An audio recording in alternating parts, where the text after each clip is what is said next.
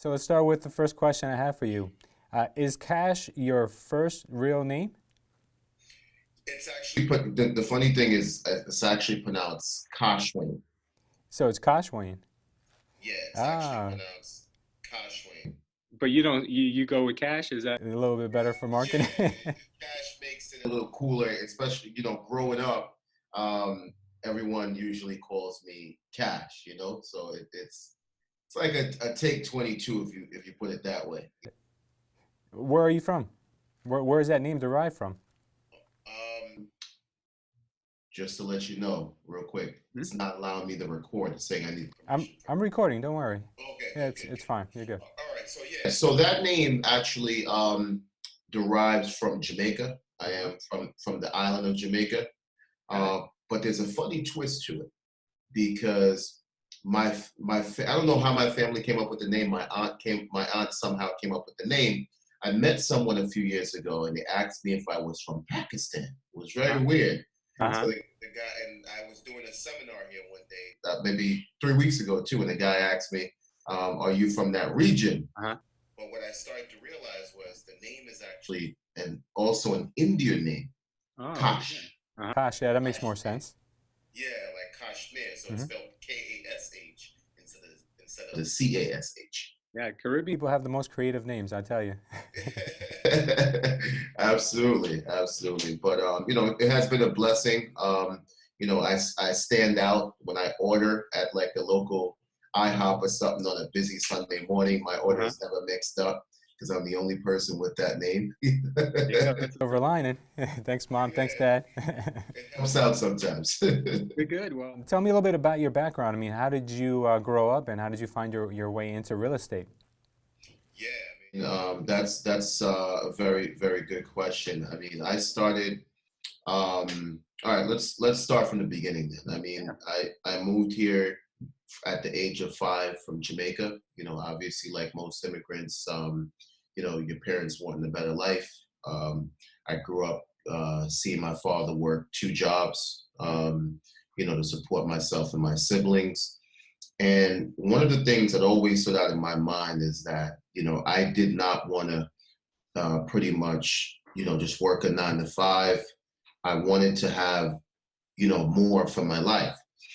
And I used to have conversations with my dad, and I used to, say to him, as I grew older and I started to learn a little bit about real estate, I started to ask him, why didn't you buy a lot of those properties, in the 90s when you could get things for like 30, 40 grand. Much Why cheaper. didn't Much cheaper? Why didn't we get involved in that? We'll be set right now, right? And my dad used to always tell me he just didn't want to do any more. He didn't want to take any more risk. He just wanted to just work his job, come home, and just live that type of lifestyle. But I wanted a little bit more for myself. I came across a book called Rich Dad Poor Dad by a gentleman by the name of Robert Kiyosaki, which at the age of 16 opened my mind to entrepreneurship and what was capable. I met a mentor by the name of Paul Lynn because from then I needed something to do. So I decided to get into party promotions, and I met a club owner by the name of Paul Lynn, and he was kind of like my rich dad. If you read that book, right? Of He was course. kind of I think Everyone in real estate has read it at some point. yeah. So he was kind of like my rich dad, and he guided me along the way and took me from a young kid who just had an idea of entrepreneurship to to the reality of entrepreneurship. To make a long story short, yeah. from there I met my current broker now, Mr. Reese Kenshin, who saw something in me that I didn't see at that time, where I was promoting, but he said you could be promoting bigger items, which is why now I decided to get into real estate. To make a long story short, right? But at that book, Rich Dad Poor Dad, I feel really opened my mind up to what was possible. So, what age were you when you made that transition? To real estate or just into business, period? Well, To real estate, because after the promotions, obviously you saw that there was a bigger fish to fry.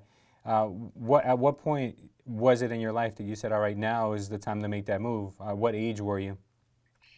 I was at the age, I was about 26. Okay. And I was at a point in my life where I was looking for something to do, and Reese kept asking me to get involved. But at the age of 26, I decided, well, enough is enough. Let me just try it out because I really needed something to do. I needed a career. I was just out of college. I did business management, but I needed something. If this didn't work, I was just going to become I was going to become a police officer. Big difference. Yeah, it's a big difference, right? If this didn't work out, but with his coaching and guidance, I was able to really do well in real estate. I think at a faster rate. When you first jumped into real estate, was it real estate sales? Was it real estate investing? What kind of real estate were you first introduced to? All right. So in the beginning, I used to, like in the 2008, 2009s, I used to make calls for him as far as prospecting, going after individuals in distress situations. Good. Great training. Yeah. So that was around that time where the market was down, but we were doing the signs, and all that, and making the calls. And then after that, I waited a little bit. Then a few years later, I eventually got licensed about 7 years ago. Mm-hmm. But prior to that, I was just making calls for him. Very good. You got introduced to the toughest part of real estate right in the beginning. They threw you into the deep end. You learn how to prospect. You learn how to negotiate deals, how to get sellers off the fence. And then you got your license. So you kind of did things backwards, because once you got your license, you already had a recipe for making money. Yeah, absolutely. Because, it's funny. I never usually tell that story of when I was making calls. Yeah. I was at a networking event about a year ago, and a friend of mine overheard me saying I was just in the business 6 years. So he said, man, stop telling people that stupid lie. I remember you were making calls in 2008, 2007. You were like, you used to come to our office and you used to make calls. Stop telling people, because what you're starting to do is make people feel like they can get to that level within such a short period of time. You've been kind of doing this forever. It was just a funny laugh. Like, we just all started laughing, but that's the reality. I've really been doing this for a longer period of time, but not consistently. I did it for a few, a year or so. Mm-hmm. Then there was a gap, and then years later, I eventually got licensed. But I already had the knowledge of the business prior to getting licensed. I see that. So once you got licensed, what would that first year look like for you? Was it a very, very profitable year, or was it more learning lessons that you had to go through? The first year getting into real estate, oh man, I was already used to kind of promoting myself. I just did what I knew best. Yeah. Where I went on Facebook, went into a few groups, got a flyer made for about $5 on Fiverr. Nice. And I did what a club promoter would do. It's just pass it out. I text everybody I knew. And then, I got lucky. I got a listing. Right? Which was I made about 15 grand with, about 15 grand from that. I ended up getting a buyer, and I got a rental. Nice. So, ultimately I made about like $40,000 my first year, but it all came through my personal network. I like it. Yeah. I have to ask you, did your first flyer said, "Ladies and gentlemen, open house this Sunday, ladies in before 1 p.m. That's funny, right? Yeah, no, it was a very basic flyer.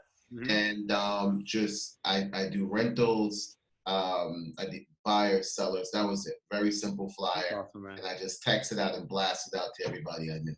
Yeah, but you weren't scared, right? Sometimes people doubt themselves early on in the first year because they feel like, they don't know me as a real estate agent. They know me as a barber, or they know me as, a car sales guy, and then you're like, they feel weirded out that there's fear of might judge them.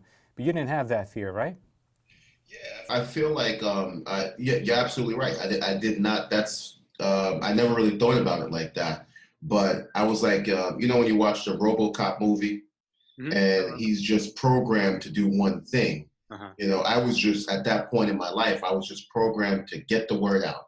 I didn't care what I was doing. It's just, I was programmed to get the word out, and that's just what I did. I did what I knew best. And it shows. I've seen your social media content, and you're doing a great job marketing yourself and branding yourself.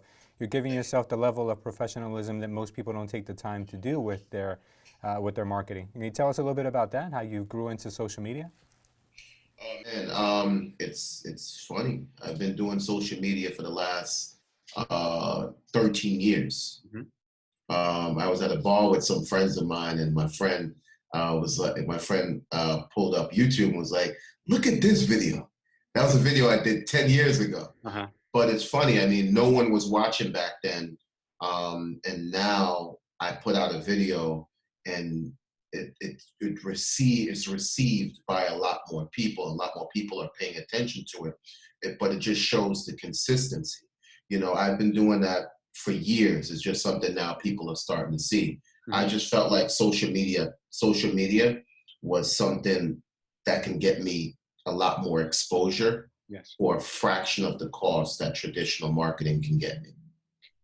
What would you say To people who are scared to put themselves in front of the camera. Oh man, that's a good question there. I get that a lot. I feel like there's no reason to be scared. You know, you just have to, it's just like how we're having a conversation right now. You know, you pretend like you're speaking to a friend of yours on the camera, and you know, it should come across naturally. Just keep doing it, keep practicing, right? Keep practicing, perfecting it, do it in the mirror, do it with the camera, not recording, just to get yourself better at doing it. So you basically just have to do it. Don't worry about the results. They'll get better with time. Get better with time. Most people prepare to prepare. Mhm. Just go out there, put out one video. My video that got over 30,000 views on YouTube was my worst video, right? I was just in the office a Monday morning, Yeah. and I took out my iPhone 4 Mhm. and I recorded, because what a lot of people get caught up in is the quality of the video. Absolutely. Okay, and I tell a lot of people this all the time. It's not, you can shoot a video anywhere, right? It's really what you're saying, the content. The content is king. Yeah. So it could be a poorly recorded video, but the content grabs the attention of the people. Yeah, I've noticed the same thing. There was a day where I got tired of teaching my agents how to create LLCs, so I recorded a screen grab video while I was having lunch, and I posted it on YouTube so my agents can watch it instead of sitting with me every single time. And that video it went crazy. It's my #1 performing video. And half the time the people are like, why are you eating lunch? While you're doing a video, and that wasn't intended for the masses. It was intended for my agents. But yeah, exactly. I agree with that. Sometimes we over prepare, over analyze, and our videos flop. So then people give up because they don't get the results that they were, thinking. Like they're comparing themselves to, a Casey Neistat or like a Gary Vee, and they're like, how come I don't get that? But what they don't know is that these guys have put out thousands of videos before they ever made a dent on the surface. Absolutely, and that's the thing. People they think about, you know, how would the audience perceive me, right? Or would anybody watch my video? What I try to do is just put out my videos, even if 2 people saw it. That's my audience. Gary Vee may have 200,000 people, but I have two people that saw my video. The beautiful thing about our business is that I don't need 200,000 views. All I need is one person Yep. that says, yes, I want to sell or buy, Mhm. because I'm selling a bigger ticket item. Yeah. Most, you know, people try to compete. Oh, I need 100,000 views. I need 200,000. You do not. You need one person, one homeowner to watch the video, and that's it. What areas do you cover, Cash? We cover. We have 6 brokerages, so we're covering anywhere from the Bronx all the way out to Suffolk County, Long Island. So Okay. Bronx, New York. We have another one in Queens, and my team is pretty much spread out. I have right now about 150 people on the team at the moment. When you say you're an independent brokerage? I'm a manager of a brokerage. Tell us about your company, your organization. Yeah. So Reese Kenshin, he's the owner of the brokerage. My friend I told you about. Yes. My best friend, one of my best friends for over 15 years. He's Nice. the owner of the company. and I manage one of the brokerages here in Baldwin, Long Island. So my team works pretty much from all 6 offices. So one of the things that are one of my strong points is recruiting, right? Like it. Being that I do a lot of social media, there's a lot of people that see it and they want to join. So I recruit a lot. So what I'm saying the team and bring it into a we perspective is that I have a team spread out pretty much in all the other brokerages as well. Yeah, I love it. So that gives you the ability to grow. Yeah, grow. I figured, man, listen, in this business, if you're responsible for 100% of your income, you're in trouble. You know, if you break your leg, then what happens? What's that? You're out of a job. You're out of a job. Yeah. So blessing isn't truly a blessing until you can share it. So I believe in sharing it, and I believe in just building teams. That's the way I look at it. I'm rereading a book right now by the name of Building an Empire. And in that book, the author, he grew up in a real estate family. So he got into real estate sales. Meanwhile, his brother got into real estate recruiting. And a couple years down the road, his income was in the 6 figures as a sales agent. And his brother's was 10 times that as a recruiter. And his brother had a much better lifestyle because he didn't have to go out there selling homes every day. So it's one of the excerpts that I actually downloaded recently. I'm going to be putting it out as just like a 1-minute clip. But he goes into detail about how his brother out-earned him while he worked less. And I think that's the kind of the gist that you're trying to give with your example of you want to grow your organization. That way, if you ever do suffer something that's out of your control, like breaking a leg or getting ill, your income doesn't stop. Absolutely. And I believe in that. And I tell agents that all the time is, try to start building a team or get into a brokerage where you also have room to do that, where you can grow with the company, 100%. Awesome. Now, you also mentioned you got into investing. Can you tell us a little bit about your investment background? Yes, definitely. I got started investing, a few years ago, where we pretty much buy, fix, and flip. I also buy and hold properties. My first investment, I bought it with 5 of my other colleagues here. Came together, purchased the first property. Then from there, I've just been either buying, fixing, and flipping, or buying and holding. All right, that's awesome, brother. Good for you. Where did you find time, man, to do all this and that? And then on top of that, you also wrote a book, right? You're an author of a... The book I wrote is Mastering Real Estate Investment for Starters. Nice. I believe that individuals need to learn about this. The book, my idea behind that book was to create something for the average Joe. The guy who, maybe working 2 jobs, he owns 1 home, and he's trying to figure out how he can possibly, create some generational wealth by picking up another home. Or just a guy who's looking to purchase his first home, and he can get a 2-family, live on one side, rent out the other side, and offset his mortgage. So it's not, I wanted the average guy to be able to get a piece of the action, if you would put it that way. Now, time. I have 2 assistants here. I have Donna, I have Jennifer, and they pretty much help me with kind of managing the day, the agents, things like that. And I'm doing more, I guess, of the income producing activities, things like that. What do you have in store for the future? For the future, I'm looking, I would love to get into some public speaking. That's one of the things that I admire doing. And I feel like I would be able to give some value to individuals out there. I always say I'm the career day king, right? That's the time I get to speak. I go to the schools, speak to the children. Awesome. And what I'm starting to see is that real estate is starting to become such an attractive topic to people, and just in the schools.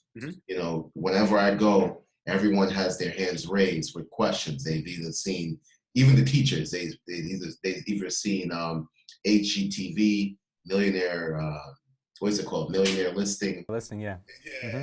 But when I get in there, or, I'm pretty sure when you get in there, Mhm. it's a totally different ball game, because what's on TV is different from what we'll get in there and talk about. So they're usually very, very interested. So there's definitely a market out there that I'm seeing for public speaking and real estate teaching. And sometimes you and I, we don't, I mean, I love speaking too. You and I think, are very, very much alike. Sometimes we don't realize we're public speaking when we're creating these videos. And we're probably reaching a much larger audience than getting 50 people in the room, 100 people in the room. But the adrenaline rush when you're in front of the stage and you're getting the crowd excited, there's nothing like that. Absolutely, absolutely. You walk away with they walk away with some knowledge, and at the end of the day, they just want to know how can they become, what you talked about on stage. And especially for kids, they're so influential. It's such a rewarding thing to do. Absolutely, because really, when you think about it, everyone, no matter what you do, when you go off to college, children go off to college, no matter what they do, doctors, lawyers, whatever, they need this information about real estate, because they're obviously, most of them are going to purchase their first home. So they're going to need to know, how much do I put down? What's closing costs? So even when I go and speak at the high schools for career day, they love it. Yeah. So I feel like it's definitely opportunity out there for us, even on the college level, just going and speaking to some of the students there and explaining about what we do, Tell us a little bit more about what you do as far as giving back. You're talking about, speaking for the kids. Are there any charities that you're passionate about? I haven't done any, actually, yes, we did. We've done with the wine dance community out here. It's a community in Suffolk County. We've done coat drive. Mm-hmm. We've done also a turkey drive, and also over the summer we were interviewed by News 12. Yes. Because we sponsored a new ice skating ring out there. It's amazing. In the wine. You guys get involved a lot with the community that you serve. Yeah, we're a minority-based brokerage, so we feel, based on the way the community has embraced us, we want to give back to the community as well. It's awesome, brother. Let me ask you this. I always love asking this of the people we interview, because there's nothing like, knowledge. That's all that we can basically do through our lives, collect as much knowledge as possible to pass on to the next generation. What is a top book you would recommend to someone who is getting into real estate or into business? Okay, top book I would. Yeah, you mentioned Rich Dad. Is there another one? I would keep it simple, very preliminary.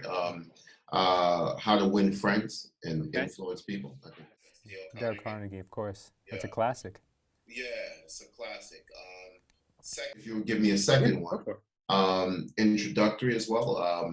The Richest Man in Babylon. I think that's Ahmadinejad. Yeah, right. I read that. It was like one of my first books. I love that book. Those two books, because real estate is not hard. And I tell people, this is the reason why I say this. It's not hard. What makes it difficult is people. Yep. Getting your own way. Getting your own way. Right? I need the bathroom fixed. I need that fixed. But if you would have just said yes, it was an easy deal. Yep. So I think a book like Dale Carnegie's book, How to Win Friends and Influence People. When you're selling real estate, you have to learn to influence people. You do. One piece. Go ahead. Oh, I'm sorry. Go ahead. No, absolutely. I agree totally. Yeah, influencing people. You also have to learn to start building relationships right away with loan officers, attorneys. 100%. 100%. Now, let me ask you this. One piece of tech you cannot live without. Does it social media or just like? I would say like a gadget, something you cannot live without. I like to get into people's heads when it comes to those things. Man, what you can't live without. I would say my phone. Yeah? What kind of phone do you use? Are you an Android guy or an iPhone guy? iPhone 11. iPhone 11, I love it. That's good. Okay, good. So you can't live without your iPhone. That's awesome, brother. Now, tell our listeners where they can find out more about you, your book, how they can follow you, how they can join your team if they're in the area. You can check out the book on, actually, it all starts at Instagram, right? At I am Cashwing. Yes. In the Instagram bio, you'll be able to find also my podcast, the Real Estate Coaching Podcast. Also, the book is in the bio there. Mhm. And if you're interested in joining the team, you can just DM me there. Awesome. Yeah, you're very responsive. That's how I found you too. Oh, okay, yeah, definitely. Profile. And I appreciate you guys, man, for even considering me, having me on. It's definitely been a pleasure to chat with you as well. Absolutely, the honor's all ours, brother. Thank you so much. Hopefully, we'll meet in person one day soon. Definitely, man. And keep up the good work on your end. Thank you. Have a great day, brother. And thank you everyone for watching. Appreciate it. Have a great day.